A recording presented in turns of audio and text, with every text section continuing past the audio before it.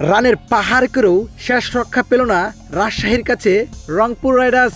শেষ পর্যন্ত রাজশাহীর কাছে হারতেই হলো নুরুল হাসানের রংপুর রাইডার্সের। দর্শক, এদিন অবিশ্বাস্য ব্যাটিং করেছিলেন উসমান মোহাম্মদ ও নাজমুল হোসেন শান্ত। মূল কথা হলো এই দুই ব্যাটারের ব্যাটিং তাণ্ডবেই রানের পাহাড় করে ম্যাচ জিততে পারল না রংপুর। দর্শক, এদিন রংপুরের হয়ে অবিশ্বাস্য ব্যাটিং করেছিলেন তৌহিদ হৃদয় ও কুশদিল শাহ, যেখানে তৌহিদ হৃদয় করেছিলেন 97 রানের জড়ো ইনিংস, কুশদিল শাহ করেছিলেন 44 রানের ইনিংস। এই দুই ব্যাটারে ব্যাটিং তাণ্ডবে শেষ পর্যন্ত 20 ওভারে 4 উইকেট হারিয়ে 178 রান করতে পেরেছিল রংপুর। এ রানের লক্ষ্যে ব্যাট করতে নেমে প্রথমেই উইকেট হারিয়ে বসেন রাজশাহীর ওপেনার তানজিদ হাসান তামিমকে। এতে মনে হচ্ছিল শেষ পর্যন্ত রংপুরের কাছে পাত্তা পাবে না রাজশাহী।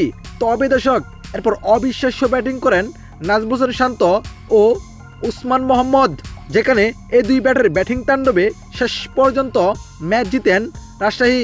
যেখানে নাজমুল হোসেন শান্ত করেছিল 42 বলে 76 রানের জড়ো ইনিংস, অন্যদিকে 59 বলে 87 রানের জড়ো ইনিংস খেলেন উসমান মোহাম্মদ।